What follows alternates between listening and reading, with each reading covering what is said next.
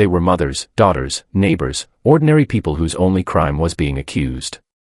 Between 1450 and 1750, Europe turned into a theater of fear, where tens of thousands were burned, drowned, or tortured in the name of faith. What began as a fight against heresy twisted into a brutal machine of death, fueled by rivalry, fear, and ambition. This is the chilling story of how one book unleashed centuries of terror and turned faith into fire.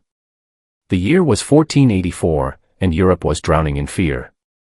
Villages whispered of curses, of cows that stopped giving milk, of crops that suddenly rotted in the fields. If a storm destroyed a harvest or a child fell mysteriously ill, the blame often fell on the weakest members of society, especially women who lived alone or those who simply did not fit the mold. These fears were not new, but soon they would be sharpened into a weapon so powerful that it would claim tens of thousands of lives. That weapon came in the form of a book, Malleus Maleficarum, known as the Hammer of Witches. Written by Heinrich Kramer, a Dominican inquisitor, it was not just a text but a manual for hunting, trying, and destroying anyone accused of witchcraft. With the Pope's approval stamped on its opening pages, the book carried the weight of divine authority.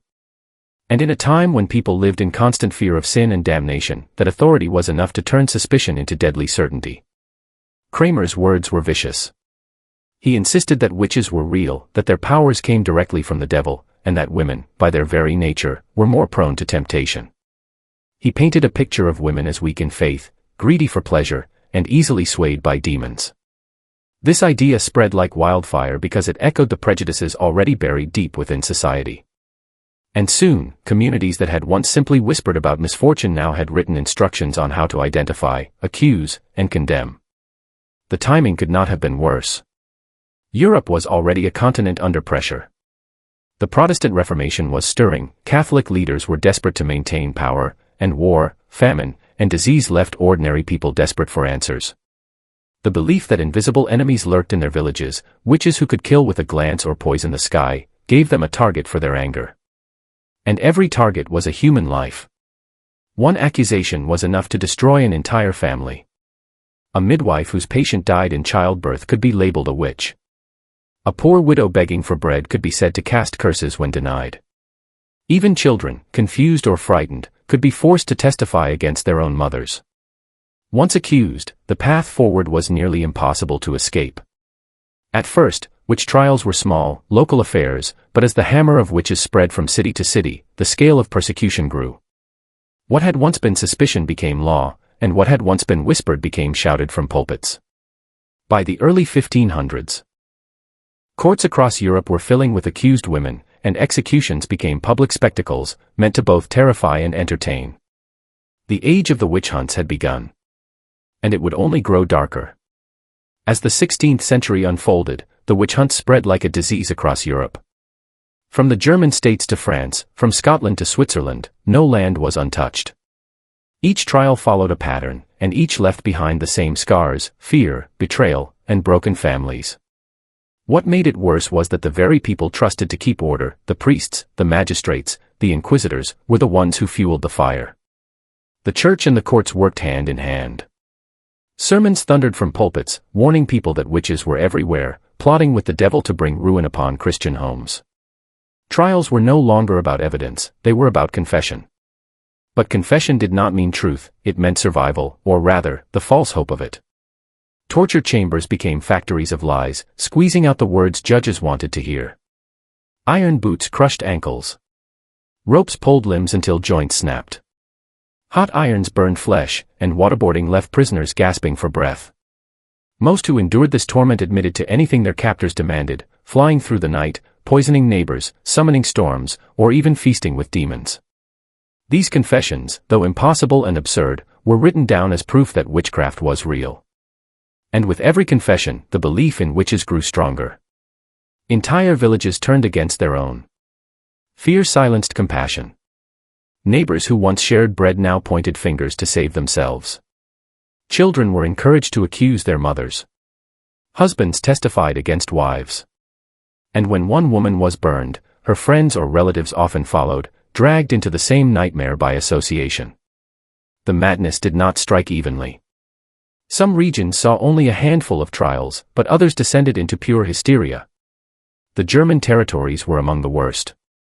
There, small towns sometimes executed dozens in a single sweep. In Würzburg and Bamberg, witch hunts reached such extremes that even priests and city officials were accused. Once the wheel of suspicion began turning, no one was safe. Behind this cruelty was something deeper than faith, it was power. Local rulers and church leaders used witch trials as weapons. By blaming witches for bad harvests or plagues, they calmed an angry population and reinforced their control. The more people feared invisible enemies, the more they depended on authority to protect them.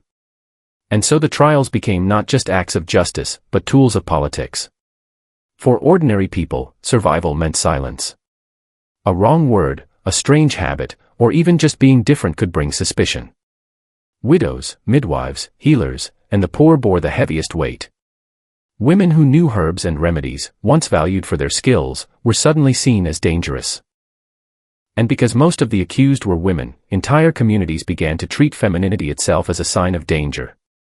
By the end of the 16th century, thousands were already dead. Yet the frenzy was far from over. In fact, the bloodiest years still lay ahead, waiting just beyond the horizon. By the closing decades of the 16th century, witch trials had become an epidemic across Europe. No village, town, or principality felt safe. What had begun as scattered prosecutions had turned into waves of hysteria, rolling across the continent. Entire provinces lived under the shadow of suspicion, where a wrong word, a lingering illness, or even the misfortune of a failed harvest could spark an accusation. What made these persecutions especially terrifying was the way ordinary life became evidence. A midwife who helped deliver babies was suddenly seen as interfering with God's will. A widow who survived without a husband was called unnatural, perhaps sustained by a pact with the devil.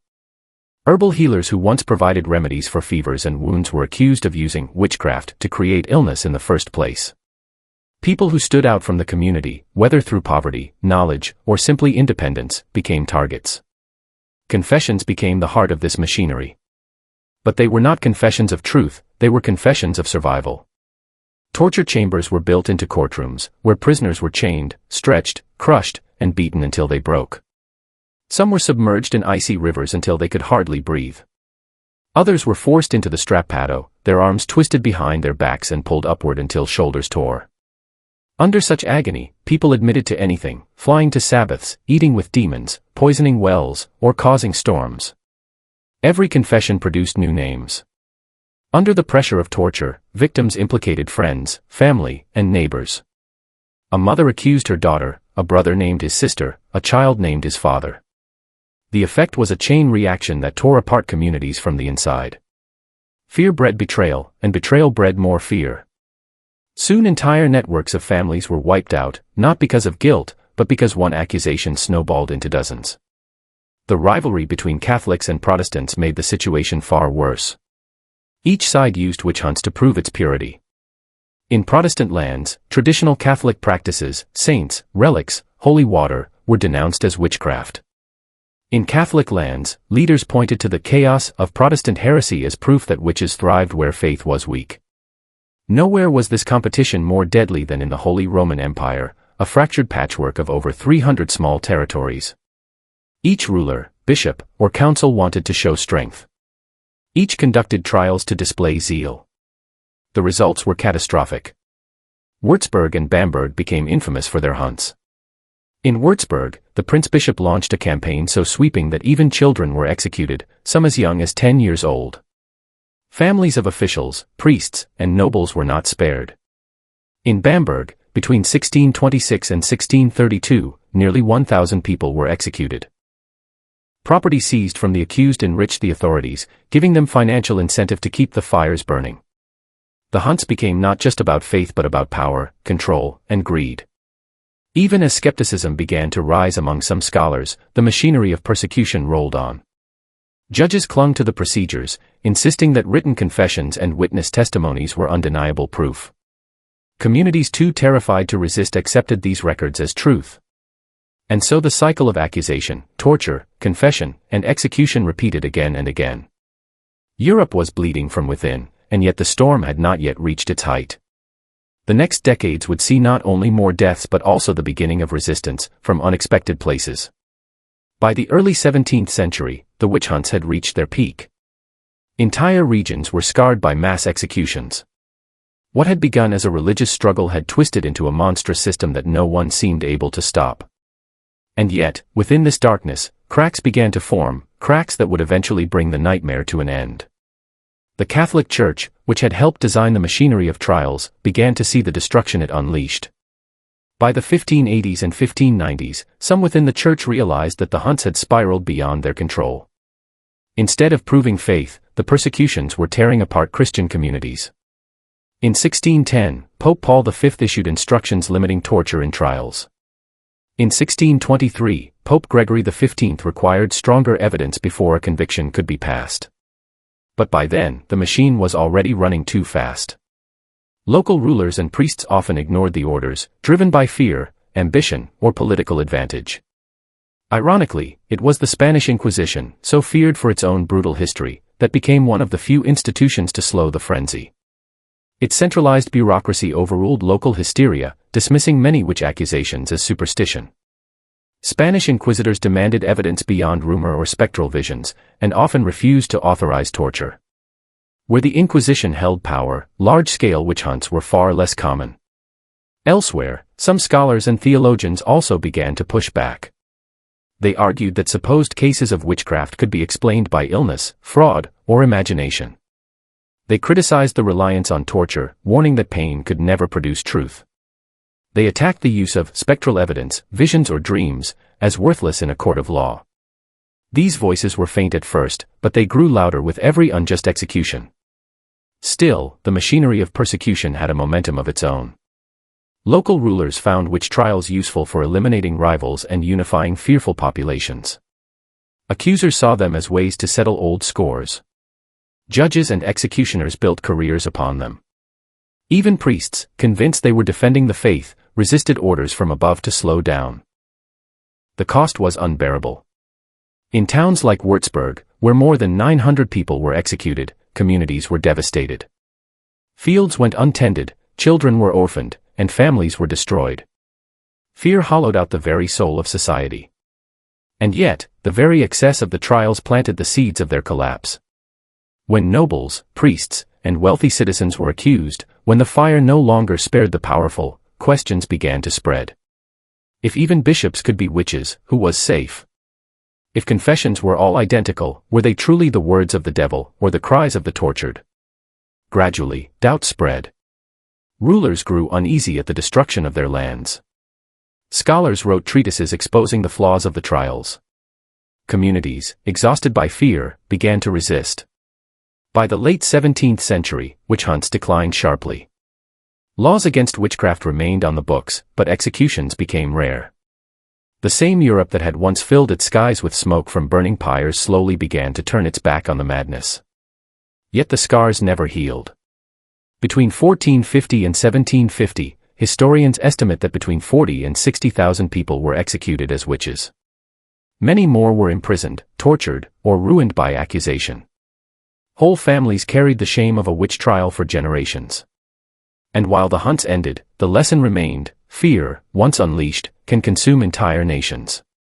This was not merely superstition. It was not just faith turned cruel. It was a warning of what happens when power, fear, and belief collide unchecked. The witch hunts revealed the darkest side of human nature, the readiness to destroy our own neighbors in the name of righteousness. And even centuries later, the echoes remain.